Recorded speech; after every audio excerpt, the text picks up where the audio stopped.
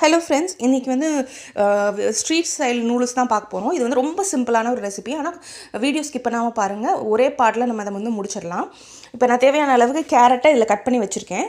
இதை தனியாக எடுத்து வச்சுக்கலாம். இதுக்கப்புறம் வெங்காயமும் பூண்டும் நான் கட் பண்ண போகிறேன்.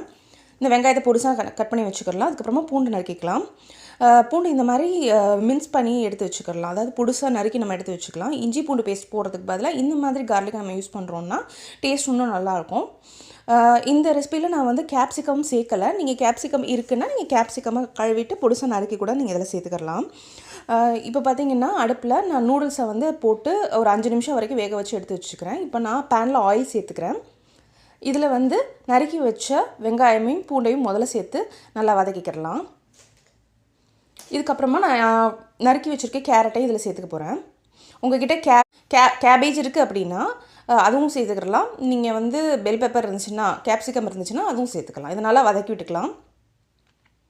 இப்போ இது கூட நான் 3 முட்டையை உடச்சி ஊற்ற போகிறேன்.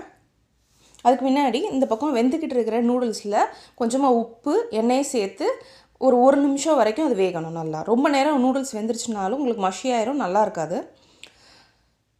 இப்போ இதில் 3 முட்டையை உடச்சி ஊற்றிக்கலாம்.